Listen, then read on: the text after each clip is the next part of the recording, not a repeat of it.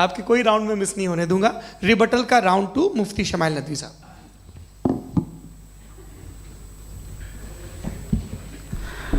असल में जो हकीकी प्रॉब्लम है, असल प्रॉब्लम है वो ये है कि जावेद साहब के पास कॉन्सेप्ट ऑफ गॉड क्लियर नहीं है। इन्होंने कहा कि कायनात से पहले खुदा तो था, तब भी तो टाइम होगा। ये टाइम कायनात का हिस्सा है।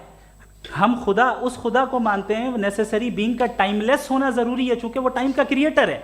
जब उसने टाइम को क्रिएट किया तो वो खुद टाइम पे कैसे होगा? उसने जब स्पेस को क्रिएट किया तो खुद स्पेस में कैसे होगा?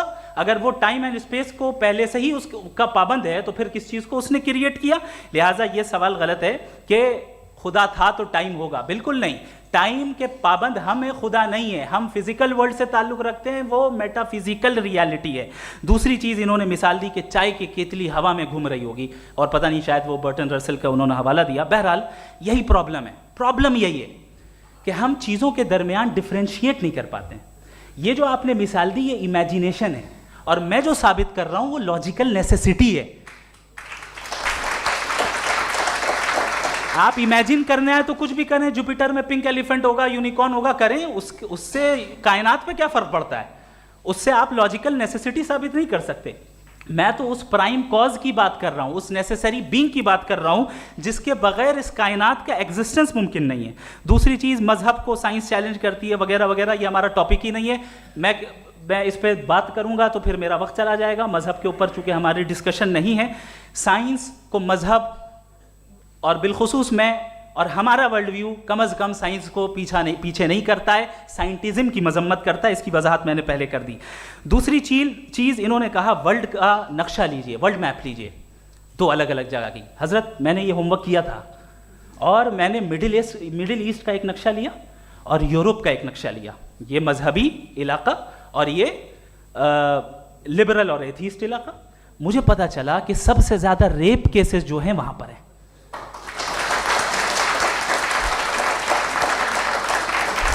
मुझे ये पता चला यूएन की रिपोर्ट के मुताबिक, मैं ये अपने घर से नहीं लेके आ रहा, कि जो वर्किंग वुमेन है यूरोपियन कंट्रीज में, उसमें 81% वुमेन सेक्सुअल हैरेसमेंट का वर्क में शुमार हो रही है। ये मिडिल ईस्ट में नहीं हो रहा है, वो मजहबी लोग हैं इसलिए नहीं हो रहा है।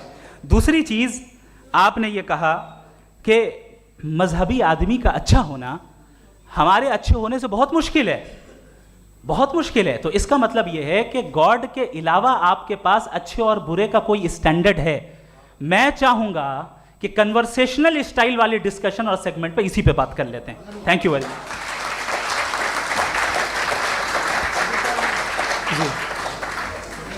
ये रिबटल का राउंड 2 है। आपके पास 5 मिनट का वक्त है, और इसके बाद क्रॉस एग्जामिनेशन शुरू करेंगे। आप चाहे तो जो इन्होंने सवाल पूछे उनके जवाब आप रिबटल में भी दे सकते हैं। जी जी, देखिए, पहले तो ये बात कि ये मिसाल गलत है। इन्होंने पहले ही हमको डिसार्म कर दिया। पहले अकल से मामला सॉल्व नहीं हो सकता, लॉजिक से आप पहुंच नहीं सकते। ये एक मेटाफिजिकल चीज़ है। मेटाफिजिकल अजीब सा लफ्ज़ है, ठीक से किसी को माने नहीं मालूम इसके, तो ऐसा लगता है कुछ बड़ी चीज़ है। अरे भाई, क्या होता है मेटाफिजिकल? बताओ, खड़ी हो। ये एक लफ्ज़ है जो कहीं भी इस्तेमाल हो जाता है।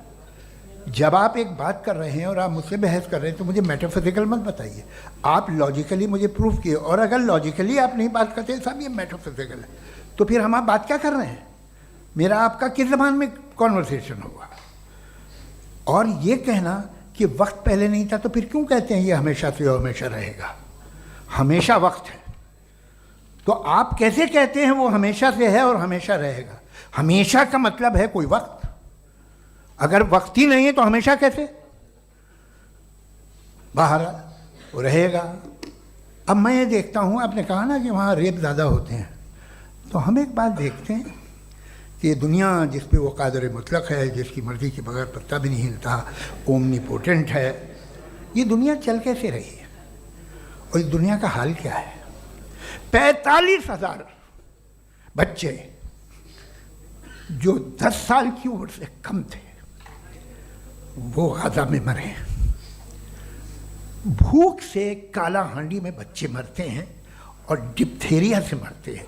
डिप्थेरिया अजीब मर्ज है, गले में जाली बनना शुरू होती है, बच्चा नीला हो जाता है, गरीब का बच्चा। इसलिए कि उपासिला आदमी। ये कादर मुतलक है, जो चाहे कर दे। इससे आप दुआएं मांगते हैं हमारी ये काम कर दे वो कर दे, तो इसका मतलब डे टू डे लाइफ में वो इंटरफेयर करता है और ये देख रहा है वो। अगर वो वाकई भी है फॉर डिस्कशन सेक, तो मैं जब दुनिया देखता हूँ तो मेरे दिल में उसके लिए कोई इज्जत नहीं पैदा होती। ये क्या कर रहे हो तुम पूरे ऑल पावरफुल हो, ओमनीपोटेंट हो, ओमनी प्रेजेंट हो। तुम तो वहाँ गाजा में रहे होगे ना, तुम हर जगह हो। तुम देख रहे थे कि बच्चे की कैसे धज्जियाँ उड़ रही, तुम देख रहे थे और तुम चाहते हो मैं तुम्हारी परस्तिश करूँगा, तुम हो भी। अरे यार, इसके अच्छे तो हमारे चीफ प्राइम मिनिस्टर हैं, कुछ तो ख्याल करते हैं। कमाल है, आप किसकी इबादत कर रहे हैं? अगर वो है भी, ये दुनिया नाइंसाफी से, जुल्म से, जबर से, तशद्दुद से भरी हुई। और आप ये मत कहिएगा कि वो देख रहा है और वो बताएगा एक दिन। अगर वो देख रहा है और इंटरफेयर नहीं करता तो आप दुआ क्यों मांगते? आप कहते हैं मेरा ये काम करा दे, इसके मतलब है वो दखल दे सकता है, वो आपको नौकरी दिलवा सकता है, भले दूसरे आदमी को न मिले, मगर आपका काम कर देगा चूंकि आपने दुआ मांगी है। तो जब वो आपको नौकरी दिला सकता है, लड़की की शादी कर सकता है, बेटे को ग्रीन कार्ड दिलवा सकता है, तो कम से कम ये जो मर रहे हैं बच्चे, इनको रोक दे, कुछ तो करे। मुझे तो दुनिया में इस दुनिया का कोई मालिक है, इसका ओमनीपोटेंट कोई रूलर है, और ये दुनिया ऐसी चल रही है। मैं तो चाहूँगा कि भाई ना हो, अगर हो तो बड़ी शर्मिंदगी।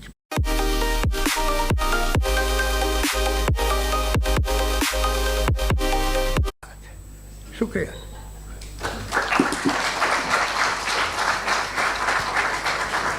देवियों और सज्जनों, इस बहस के 2 राउंड और 2 रिबटल पूरे हो चुके हैं। अब सबसे ज़रूरी और सबसे मुश्किल राउंड शुरू हो रहा है, क्रॉस एग्जामिनेशन का। अब इन विद्वानों की सज्जनता की एक परख भी होगी और वक्त हमने 16 मिनट का तय किया है। पहला सवाल आप पूछना चाहेंगे? जी बिल्कुल। पहले बोले भी आप माइक ले लीजिएगा हाथ में, ये नीचे से ऑन जी। मैं बोलता हूँ, ये डायस हटा सकते हैं क्या हम थोड़ा क्विकली? डायस पीछे कर दीजिए बस थोड़ा सा, है ताकि ये जो दाएं बाएं लोग बैठे हैं, इसे हटा ही दीजिए। अब हम वहाँ तो जाने वाले नहीं, आराम से आराम से दोनों तरफ से हटा दीजिए।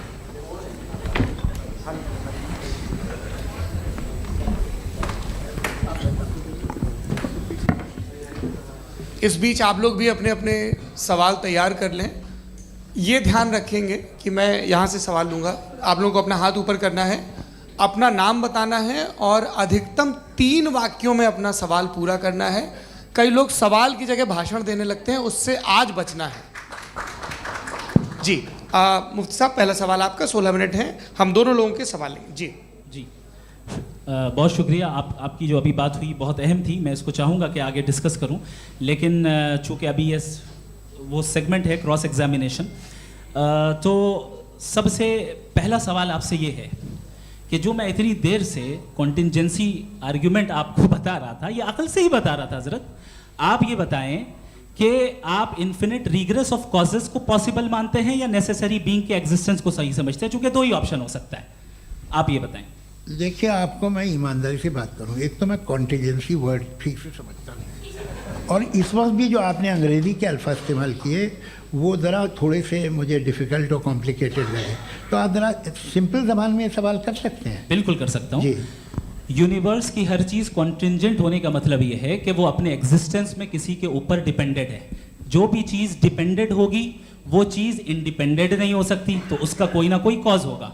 तो अब आप क्या समझते हैं कि ये इन्फिनिट रिग्रेस है, यानी कॉज पर कॉज, कॉज पर कॉज, कॉज पर कॉज, और कभी कोई यानी ये एंडलेसली चलता रहा? क्योंकि अगर ऐसा होगा तो हम तो एग्जिस्टेंस में आते ही नहीं। लॉजिकली ये मुत्तफक अलैह चीज़ है, मुत्तफक अलैह, अग्रीड अपॉन। ओके,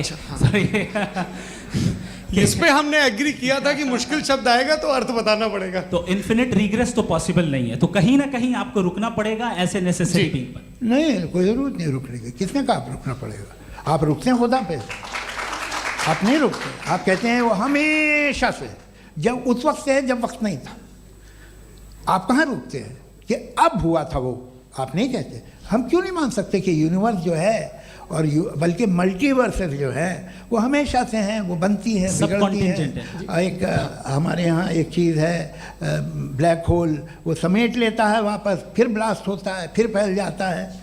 और इसमें हमारी तो खैर कोई औकात ही नहीं है इंसान की। एक छोटे से ज़र्रे पे हम 50-60 साल की उम्र रखते हैं, जो करोड़ों अरबों साल की कायनात है उसमें, और पैदा भी नहायत ही बेहुदा वजह से हुए थे। तो इसमें ये सोचना कि इसकी वजूहात और ये क्यों है, ये डिपेंडेंट है, ये हम देख रहे हैं, क्या मालूम। आप सोचिए कि ये जो फैल रही है कायनात, ये कहाँ फैल रही है, ये कहाँ जा रही है, और ये फैल क्यों रही है। अरे बना ली थी तुमने, रुको भैया, हाँ काफ़ी है। ये फैल क्यों रही है ये, और कौन सी कायनात जिसे मैं दूरबीन से देखता हूँ तो 2 बिलियन लाइट ईयर पे है, उससे मेरा कोई वास्ता ही नहीं है। 2 बिलियन ईयर यानी अगर मैं 80,000 माइल्स पर सेकेंड से चलूँ तो 20 करोड़ साल में वहाँ पहुँच जाऊँगा। इसकी ज़रूरत क्या थी। ये दुनिया, ये कायनात तो इंसान अशरफुल मखलूक़ात के लिए बनाई गई ना। तो ये सब ये टर्म समझ में नहीं आया, इसमें कोई ख़ास समझने वाली बात थी भी नहीं। ये जो अल्टीमेट कहा यह जाता है कि ये जो पूरी यूनिवर्स है, ये जो दुनिया है, ये इंसान के लिए बनाई गई। अच्छा, ये सब इंसान के लिए, क्यों साहब, सही है ना। बिल्कुल, लेकिन इसका ये मतलब नहीं कि किसी चीज के पीछे रीजन आपको नहीं पता तो रीजन नहीं है, इसे कहते हैं नहीं, मुझे नहीं पता, लेकिन मेरी जिम्मेदारी नहीं है। वो बिल्कुल सही कहा था उसने, बर्टन रसल ने, आपने उसे मजाक में टाल दिया कि भाई आप एक दावा कर रहे हैं, मैं क्यों कहूँ कि ये गलत है दावा, आप प्रूफ कीजिए, मेरे पे जिम्मेदारी ही नहीं है, मैंने थोड़ी कहा है, आप प्रूफ कीजिए कि ये सही है। आप आर्ग्यूमेंट ऑफ कंटिजेंसी का जवाब ही नहीं दे रहे हैं। पूछना चाहेंगे आप सवाल पूछना चाहेंगे मुफ्ती साहब से, क्योंकि ये क्रॉस एग्जामिनेशन का दौर है। आप जैसे पहले बोल रहे थे फेथ को लेके कुछ, मैं ये पूछना चाहूँगा कि खुदा ने जो भी रेवलेशन किए हैं, एक मज़हब के नहीं बहुत से मज़हबों में किए हैं, अलग अलग रेवलेशन है। कहीं कुछ एक बातें हैं, कॉन्ट्रडिक्शन भी है आपस में, कहीं कुछ आप कर सकते हैं, कहीं कुछ नहीं कर सकते। ऐसा नहीं है कि सबकी कोड ऑफ मॉरल एक है। तो ये किस्सा क्या है। प्रमोशन और स्पैम ईमेल डिलीट करें। अब आप ये देखिए कि मुझे कभी कभी लगता है कि जो फुटबॉल फाइनल होता है, लाखों लोग होते हैं, फिर वो टीवी कवर कर करोड़ों लोग, अगर उसमें खुदा की एक बूमिंग आवाज़ आ जाती, मैं गॉड हूँ, तो सारे लोग अभी सुन लेते और टीवी पे भी सुन लेते, किस्सा ख़त्म होता। ये इतनी राजदारी क्या है कि तुम सामने कुछ तो सबूत दे दो हमें सॉलिड। ये कह रहा साहब ये यूनिवर्स कैसे बनी, इससे मसला क्या हल होगा। मैं पूछूंगा आपसे खुदा कैसे बना, क्यों नहीं पूछूंगा कैसे बना, बल्कि वो तो कायनात से कहीं ज़्यादा इंटेलिजेंट है, कायनात से कहीं ज़्यादा कॉम्प्लेक्स। जी वो हमेशा से है, आप कहेंगे मैं मान लूँगा। अच्छा, दोयम वो कादिर मुतलक, यानी कादिर मुतलक का मतलब ओमनीपोटेंट, वो जो चाहे कर सकता है, आपको नौकरी दिलवा सकता है, आपकी अच्छी जगह शादी करवा सकता है, आपके पड़ोसी का मुकदमा हरवा सकता है, आपको जिता सकता है, सब काम करता है। थोड़ा सा माइक क्लोज जी। वो इस दुनिया को चला कैसे रहा है, ये दुनिया कैसे चल रही है, आपको इस पर हैरत नहीं होती। या क़यामत के बाद कभी एक जस्टिस होगा, जब ये बच्चा मर चुका होगा, जिसकी धज्जियाँ उड़ गई बम से, इसको इंसाफ मिलेगा तब। अच्छा, अब जवाब दूं?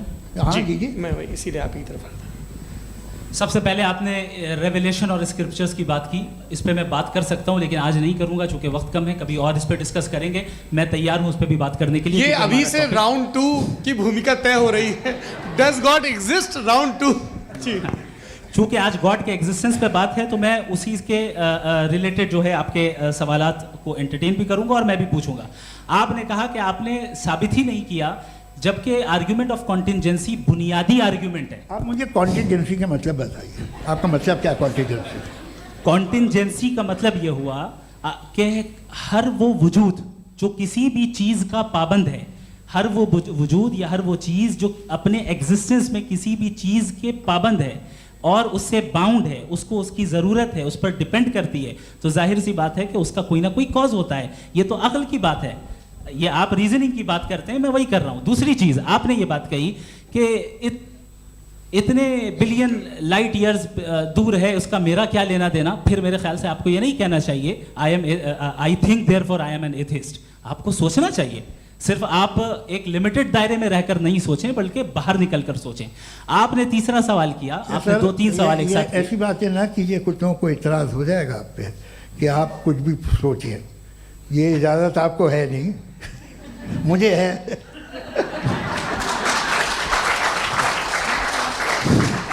जी, आपने प्रॉब्लम ऑफ इविल के ताल्लुक से सवाल किया और बार बार आप एक लफ्ज रिपीट कर रहे हैं कि ओमनीपोटेंट गॉड है, ऑल पावरफुल गॉड है। यही तो दरअसल समझना है कि गॉड का कॉन्सेप्ट क्या है। प्रॉब्लम ऑफ इविल जो है, प्रॉब्लम ऑफ इविल दर हकीकत 2 असम्पशंस पर कायम है। अगर आप इन 2 असम्पशंस को समझ जाएं तो ये प्रॉब्लम नहीं रहेगी, आर्ग्यूमेंट आपको समझ में आ जाएगी कि ये कोलैप्स कर जाता है। पॉइंट नंबर 1, यानी जो आपका सबसे पहला फॉल्स असम्पशन है कि गॉड मर्सीफुल है, ओमनीपोटेंट है, दुनिया में जुल्म हो रहा है। लेकिन आपको ये समझना चाहिए कि हमारे वर्ल्ड व्यू के मुताबिक गॉड सिर्फ ओमनीपोटेंट और सिर्फ मर्सीफुल नहीं है, बल्कि वो ऑल वाइज भी है और वो ऑल नोइंग भी है। उसके हर काम के पीछे हिकमत और विजडम है। ये कोई जरूरी नहीं है कि वो हिकमत और विजडम आपको समझ में आए या मुझे समझ में आए। अगर आप जो समझ रहे हैं उसके मुताबिक आप फैसला कर रहे हैं, ये लिमिटेड पर्सपेक्टिव से आर्ग्यूमेंट है। और इस चीज को हम अपनी दुनिया में, अपने लाइफ में, डेली लाइफ में इस प्रिंसिपल को एक्सेप्ट करते हैं। हम जब किसी डॉक्टर के पास जाते हैं, डॉक्टर के पास जाकर वो अगर उसने हमें कोई दवाई दी है तो हम ये तो नहीं कहते कि जब तक आपके पास जितना नॉलेज और जितना विजडम नहीं है, आपने क्यों ये दवाई दी है, तब तक हम इस चीज को एक्सेप्ट नहीं करेंगे। नहीं कहते, हम उसकी अथॉरिटी को तस्लीम करते हैं। क्यों? क्योंकि उसकी हम जानते हैं कि वो नॉलेजेबल है, वो विजडम वाला है, हमसे ज्यादा नॉलेज और हमसे ज्यादा विजडम है। बताएं सर। नहीं, डॉक्टर में और खुदा में बड़ा डिफरेंस है। डॉक्टर पढ़ा लिखा होता है, एक तो मैं उसकी बात सुनूंगा। 2 ये नहीं, कुछ जवाब तो ये भी नहीं है सर। प्लीज, आप अगर सब ऑडियंस से बोलने लगेंगे तो फिर मतलब नहीं सिविलाइज्ड बहस का। मतलब आप ये कहें कि चूंकि आप डॉक्टर पे बिलीव करते हैं इसलिए खुदा पे बिलीव किए, क्या ये मिसाल आपको समझाने के लिए आर्गुमेंट है, इस पे आपको एतराज नहीं है। तो सिंपल बात ये है कि मैं अगर ये यकीन कर लूँ कि एक ओमनीपोटेंट, उसकी मसलहत है, ये जो बच्चे मर रहे हैं ये मसलहत है उसकी, मुझे नहीं चाहिए थी मसलहत। उसकी मसलहत नहीं, यही तो समझना है, मतलब एक्सपीरियंस। अच्छा, इस आपने अभी मेरी बात पूरी सुनी नहीं। मैंने कहा आपका पूरा आर्ग्यूमेंट 2 फॉल्स असम्पशंस पर है। एक फॉल्स असम्पशन मैंने बता दिया, दूसरा फॉल्स असम्पशन ये है कि इस दुनिया में इविल के होने का कोई गुड रीजन नहीं है, जबकि हमारे पास बाज रीजंस मौजूद हैं, हमारे पास बाज वजूहात मौजूद हैं। अगर इस दुनिया में इविल ना हो तो आप गुड को डिफाइन कैसे करेंगे? अगर जुल्म ना हो आप इंसाफ को समझेंगे कैसे? अगर तारीकी ना हो तो आप लाइट को समझेंगे कैसे? बहुत अच्छे। अभी और सुन लें, अभी और बाकी है। ये तो बात बहुत पसंद आई साहब मुझे कि जब तक रेप ना हो तब तक औरतों की इज्जत का ख्याल आपने मेरा जवाब पूरा सुना ही नहीं। जब तक के बच्चों का कत्ल ना किया जाए तब तक आपको बच्चों की मासूमियत की इज्जत। आपने पूरा जवाब सुना ही नहीं। क्या बात है, क्या आपने नुक्ता निकाला? आपने पूरा जवाब सुना ही नहीं। आप सुन लें, मेरी बात सुन लें। ये मैंने आपको एक चीज बताई। दूसरी चीज, इस दुनिया में हम आए हैं टेस्ट के लिए, हमारा टेस्ट हो रहा है और हर इंसान का अलग अलग अंदाज में टेस्ट होता है। और इस दुनिया में अगर इविल मौजूद है तो वो इविल जरिया है हमारे अंदर ह्यूमन नोबल क्वालिटीज को डेवलप करने का और अलग अलग फील्ड में प्रोग्रेस करने का। और अगर हमारे अंदर और इस दुनिया में इविल नहीं होता तो बताइए टेस्ट का मतलब क्या होता? अगर मैं अपने स्टूडेंट को एमसीक्यूज दूं और उसमें सिर्फ राइट आंसर लिख कर दे दूं और कहूं तुम्हारा टेस्ट हो गया, ये मीनिंगलेस है। इस दुनिया में अगर हम टेस्ट के लिए आए हैं तो जाहिर है गुड एंड इविल दोनों मौजूद है। तो अगर गुड एंड इविल दोनों मौजूद है तो ये इविल भी खुदा का बनाया हुआ है? जी हाँ, खुदा का बनाया हुआ है। लेकिन अच्छा, चलो अच्छी बात। जी बिल्कुल, तो बिल्कुल खुदा ने बनाया। अभी तो ये है कि जो मेजॉरिटी है दुनिया में वो इविल है, तो ये खुदा एक्चुअली इविल के साइड पे लग रहा है मुझे। बिल्कुल भी नहीं, मैं बताता हूं। मेजॉरिटी में तो वो है। क्या बात कर रहे हैं भाई आप? कोई भी जो मुंसिफ होगा, चाहे आपका अपना घर हो जिसके आप सबसे बड़े हैं, चाहे आपकी ऑर्गेनाइजेशन हो जो आप चलाते हैं, वहाँ पर आप इवल रखेंगे साबित करने को कि बाकी लोग शरीफ हैं? मेरी बात सुन क्या लें। ये आर्ग्यूमेंट ही गलत है? अगर- कि जब तक के कोई इवल नहीं होगा तब तक के शरीफ आदमी शरीफ नहीं लगेगा। अगर एग्जामिनर गलत ऑप्शन दे रहा है तो एग्जामिनर इविल नहीं हो गया, जो गलत ऑप्शन को सेलेक्ट कर रहा है वो फेल होगा। क्रिएटर ने इविल को बनाया है लेकिन वो इविल नहीं है। अच्छा। सुनिए मेरी बात, चलिए, let me complete sir, let me complete sir. जी जी। क्रिएटर ने इविल को बनाया है टेस्ट के लिए, वो इविल नहीं है। इविल वो होगा जो उसे इख्तियार करेगा। छुरी को बनाने वाला गलत नहीं होता है, छुरी का गलत इस्तेमाल करने वाला गलत होता है। रेप को कैसे गलत इस्तेमाल करते हैं? रेप इंसान के फ्री विल का नतीजा है। ये रेप कैसे गलत इस्तेमाल होता है? ये मुझे अब सुन लें, अब सुन लें। गलत इस्तेमाल होता है। हाँ मैं बता रहा हूँ ना, रेप कैसे गलत इस्तेमाल? मैं बता रहा हूँ जी। कि जो इविल इस दुनिया में मौजूद है उसके कई सारे तरीके हैं। एक तरीका इंसान का अपना फ्री विल है। अब अगर कोई रेपिस्ट रेप कर रहा है तो इसका गॉड का कसूर नहीं है, वो अपने फ्री विल का गलत इस्तेमाल कर रहा है, उसको सजा मिलनी चाहिए। अच्छा। और उसी के लिए जहन्नम बनाई गई है। ये फ्री विल का भी बड़ा चक्कर। आप जब कोई बुरा काम करते हैं या कोई बुराई होती है तो ये कहा जाता है कि ये फ्री विल। कभी सोचा है कि कब्ज़ आपकी पूरी ज़िंदगी को किस तरह मुतासर कर सकती है? सुबह उठते ही पेट भारी लगे, घंटों बैतुल खला में वक्त ज़ाया। 7 billion free wills are moving on this planet. 7 billion free wills. और एक आदमी अपनी फ्री विल से मुझे कत्ल कर दे तो मैं खुदा की मर्जी से मरा हूँ कि इसकी फ्री विल की वजह से? मेरी मौत खुदा के हाथ है या ये फ्री विल वाले के हाथ है? खुदा ने फ्री विल का निजाम बनाया है और उस निजाम का गलत इस्तेमाल करके कोई आपको ये मार गलत रहा है, इस्तेमाल करके मेरा कत्ल कर देता है। अब मेरी मौत का जिम्मेदार कौन है? वो इंसान जिम्मेदार है। वो इंसान। जी। तो ये कहना कि और उसको खुदा ही जिंदगी उसको सजा का- मिलेगी। तो अब आप आगे चलिए कि ये तय करना कि अल्लाह ही या खुदा, सॉरी अल्लाह ने, खुदा ही जिंदगी देता है, खुदा ही मौत देता है, ये गलत है। बिल्कुल गलत नहीं है। हाँ, नहीं, निजाम उसी ने बनाया फ्री विल का, निजाम मौत और हयात का उसी ने बनाया। You are contradicting yourself. अभी आपने कहा कि एक आदमी ने फ्री विल से आपको मार दिया, इसमें उसे फ्री विल दी गई थी, उसने गलत इस्तेमाल किया। 7 billion free wills are moving on this planet, और आप चाह रहे हैं कि मैं सिर्फ खुदा का ध्यान करूं। ये 7 billion फ्री विल्स को मुझे लुक आफ्टर करना पड़ेगा कि नहीं? ये तो तबाहियां कर रही हैं और तबाहियां ज़्यादा हो रही हैं। बिल्कुल। तो अगर आप बताएं अगर खुदा नहीं है फॉर एग्जाम्पल, हाँ। तो आप इविल को कैसे डिसाइड करेंगे? यानी how can you define evil objectively without God? देखिए, दुनिया में 2 तरह के जानवर हैं। एक जो अकेले रहते हैं जंगल में, और एक जो ग्रुप्स में रहते हैं। ग्रुप में जो भी रहेगा, चाहे वो आपका फाउंडेशन हो, चाहे कोई क्लब हो, चाहे कोई पॉलिटिकल पार्टी हो, चाहे कोई यूनिट हो, उसमें आपको इंटरैक्ट करने के रूल बनाने पड़ेंगे। यानी लोग तय करेंगे। लोग तय करेंगे। अगर लोगों ने ये तय किया कि किसी का रेप करना सही है, आप जस्टिफाई करेंगे? नहीं, आपका फाउंडेशन तो ये हो गया ना कि लोग ही विल डिसाइड दुनिया करेंगे। में- नहीं, अरे दुनिया में ऐसे ग्रुप्स हैं जो रेप को जायज़ मानते हैं सर्टन हालात में। मैं डिटेल में नहीं जानूंगा, आप भी जानते हैं। ये जो आईसिस वाले थे, इन्होंने क्या किया था, तो उन्होंने क्या किया उसका खुदा से कोई ताल्लुक नहीं है सर। मैंने सिंपल सवाल किया कि इविल को आप डिफाइन करते चलिए, कैसे चलिए, हैं? आइए वापस आइए। जी। आप साथ में तभी रह सकते हैं जब कुछ आप ऐसे उसूल डेवलप करें जिसमें हर एक का बेसिक तहफ़्फ़ुज़, हर एक का बेसिक राइट हो और हर एक को कोई आराम मिले। यही तरीक़ा है किसी भी ऑर्गेनाइजेशन जिसमें एक से ज़्यादा लोग हैं और वो ऐसे चलती है ज़िंदगी। उसमें अगर आप गड़बड़ करेंगे तो तबाही होगी, नुकसान होगा, बर्बादियाँ आएंगी। और अगर उसमें आप घर ले लीजिए ना, एक हस्बैंड है, एक वाइफ है, बच्चे हैं, वालदा भी हैं, 2 बहनें भी हैं, एक भाई भी है। अब इसमें कोई निज़ाम आपको चाहिए साथ में रहने का, और एक दूसरे पे भरोसा रहे, एक दूसरे के बही ख्वाह हों, एक दूसरे की मदद करें, ऐसी जिंदगी। सर आपकी बात आ गई। आप ये कह रहे हैं कि लोग डिसाइड करेंगे क्या सही है क्या गलत है, यही है? मेजॉरिटी डिसाइड करेगी क्या सही है क्या गलत है? अरे भाई बिल्कुल। मेजॉरिटी अगर ये कहे कि नाजी जर्मनी के साथ जिस तरह मेजॉरिटी थी कि जेनोसाइड करना सही है, आप जस्टिफाई करेंगे? उस वक्त उस वक्त आपका ये सवाल सिर्फ उसके बाद क्लोजिंग। हाँ, उस वक्त प्लेनेट पे जो लोग थे उनमें कितने लोग हिटलर को सही समझते? अच्छा, प्लेनेट की मेजॉरिटी तय करेगी, सोसाइटी की नहीं। प्लेनेट की मेजॉरिटी गॉड के एग्जिस्टेंस को सही मानती है, आप क्यों नहीं मानते? ये हेलो ये क्रॉस क्वेश्चन का राउंड यहाँ पर समाप्त होता है। और ये बड़ा अच्छा है कि इस तरह से फ्रेगमेंट कर दिया गया है ताकि जो मरकरी ऊपर जा रहा है नीचे जवाब आ दे जाए। दूं। जी, प्लेनेट की ज़्यादातर मेजॉरिटी कुछ दूसरे मजहबों के खुदा को मानती है। आप उन्हें क्यों नहीं, आप तो मेजॉरिटी की बात कर रहे अच्छा, हैं। ये क्लोजिंग majority की बात- आप ये कह रहे हैं इविल और गुड को डिसाइड मेजॉरिटी करेगी। मेजॉरिटी जो कर दे वो सही हो जाएगा। क्लोजिंग इसको जैसा आप ही लोगों ने तय किया है उसी फॉर्मेट को फॉलो कर लेते हैं।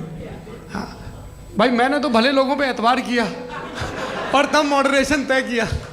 जी, आपके पास 5 मिनट का वक्त है, क्लोजिंग आर्ग्यूमेंट है, उसके बाद हम ऑडियंस से क्वेश्चन आंसर लेंगे जावेद साहब की क्लोजिंग आर्ग्यूमेंट के बाद। ओके, बहुत शुक्रिया। जी, हमारा जो टॉपिक है डज गॉड एग्जिस्ट, मैं इस पे इतने एकेडमिक तैयारी करके आया था। मुझे था कि मैंने सोचा था कि कई सारे मैं आर्ग्यूमेंट्स दूंगा, लेकिन वक्त की भी किल्लत और जावेद साहब बार बार इधर उधर चले जा रहे थे तो उसको भी थोड़ा एंटरटेन करना पड़ गया। डज गॉड एग्जिस्ट पे मैं एक ही आर्ग्यूमेंट दे पाया। आर्ग्यूमेंट्स बहुत हैं और डेफिनेटिव आर्ग्यूमेंट्स हैं, और मेरे आर्ग्यूमेंट को किसी एक राउंड में भी इन्होंने एंटरटेन नहीं किया और रेफ्यूट नहीं किया। एक राउंड में भी नहीं, और ना ही अभी आपका क्लोजिंग आर्ग्यूमेंट आएगा। नहीं, वो बता देना। Argument of contingency sir. अरे मैं आपसे कई बार कह चुका हूँ कंटीजेंसी का मतलब अब मैं कैसे समझाऊं आपको? और कितने आसानी से समझाऊं मैं? मुझे तो नहीं समझ में आ रहा है। बस आप अपनी आर्ग्यूमेंट ऑफ कंटीजेंसी उर्दू में बोल सकते हैं। हाँ, आप अपनी बात पूरी कर लें जी, आखिरी 4 मिनट। दूसरी चीज, just a minute please ma'am, can I talk? पिछले 35 सालों से नेस्ले का दिल है पाकिस्तान।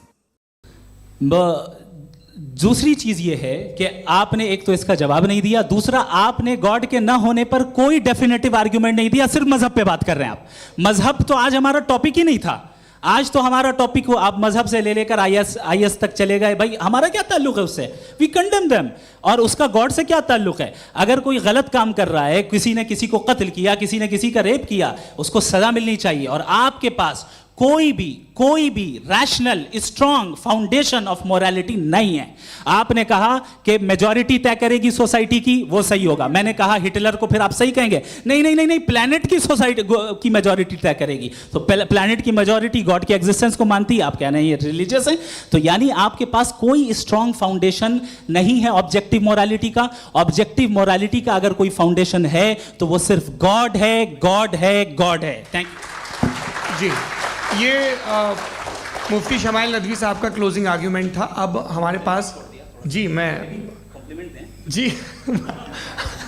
ये बड़ा अच्छा है कि दोनों लोगों को मॉडरेटर से शिकायत भी और बोल रहे हैं भाई हमारी शाबाशी भी तो करते चलो। अब मेरी बात जी, आपके पास जावेद अख्तर साहब 5 मिनट का वक्त है। ये आपका क्लोजिंग आर्ग्यूमेंट है, टाइम रीसेट कर दें। जी देखिए, बहुत सारी बातें हैं। गॉड का डेफिनेशन दुनिया के किसी भी रिलीजन में है कि वो ओमनीपोटेंट है, ओमनीप्रेजेंट है, he is just, he is kind, he loves you and so on. मैं जब दुनिया देखता हूँ तो मुझे कोई ऐसा सुप्रीम पावर यहाँ दिखाई नहीं देती है जो इंसान की बहबूदी के लिए कुछ कर रही हो, कमज़ोर को बचा रही हो, मदद कर रही हो, जालिम को पीछे हटा रही हो। मैं नहीं देखा, तारीख़ में नहीं। एक तो अगर है और ये देख रहा है तमाशा, तो उसका होना न होना बराबर है। दोयम ये कि ये जो है, जब आप ये कहते हैं कि कायनात जिसकी कंटीजेंसी है, मैं देखिए वो लफ्ज़ इस्तेमाल किया मैं, तो ये कैसे हो सकती है भाई? और फ़ौरन आप सरेंडर कर देते हैं कि जाहिर है कि इसका बनाने वाला तो इससे 10,000 गुना था कॉम्प्लिकेटेड होगा। उस पर आपके होने पे कोई इतराज़ नहीं है। उसे वो टाइमलेस है, वो पहले से था, टाइम तो बहुत बाद में आया। ये सब आप मानने को तैयार हैं जिसका आपके पास कोई सबूत नहीं, आपके पास कोई रीज़न नहीं है। आपकी तारीख क्या है मज़हबों की? बिलीफ की, जो खुदाओं का बिलीफ है, ये कॉन्स्टेंटली गलत साबित होता रहा है। मतलब आप कहें कि अरिस्टोटल के ज़माने में तो सब जाहिल थे, वो भी इतने ही यकीन से खुदा पे यकीन रखते थे, जो अब नहीं रहा। ये भी नहीं रहेगा, आप लिख लीजिए। और इसके आसार आपको दुनिया में दिखाई देना शुरू हो चुके हैं। ये बहस क्या आज से 100 साल पहले इस तरह हो सकती थी? यहाँ तक तो आपको हम ले आए हैं। तो है? सर अरे इनको मदद की ज़रूरत नहीं भाई, ये सेल्फ सफिशिएंट आदमी है, आप क्यों इनकी मदद कर रहे हैं? सर प्लीज़ तो ये जो है तमाम बातें अपनी जगह हैं। ये एक पैकेज है। आप अकेले, कोई आदमी ऐसा नहीं जो सिर्फ गॉड को मानता हो, उसके साथ बहुत पैराफर्नेलिया आता है, अलग अलग पैराफर्नेलियाज आते हैं। They have always created chaos in the society. मैं तो आपको सीधा ऑफर देता हूँ कि दुनिया में 10 इम्पॉर्टेंट बिलीव्स है। आप 1 मानते हैं, 9 नहीं मानते, 9 में आप एथियस्ट हैं, 9 को आप बिल्कुल रीजनेबली मेरी तरह देखते हैं। तो 90 मजहबी आदमी भी 90% एथियस्ट है। वो दूसरे खुदा नहीं मानता, एक खुदा मानता है अपना वाला, बाकियों को कहता है गलत है।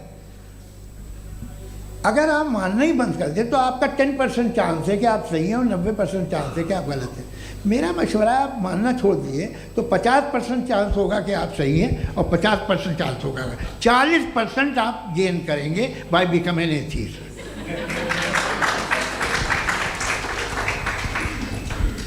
ये एक फरसूदा ख्याल है, ये ख़त्म हो रहा है। हो सकता है मेरी ज़िंदगी में ना हो, लेकिन ये हो जाएगा। जो बातें ये इनको आप मेटाफिज़िकल ये वो ऐसे रिस्पेक्टेबल टर्म दे दिए, ये तो उन लोग के हैं जिन्हें ना फिज़िक्स मालूम थी ना मेटा मालूम था, ये उन्होंने आपको दिए हैं। जी बहुत शुक्रिया आप दोनों लोगों का। और अब इस बातचीत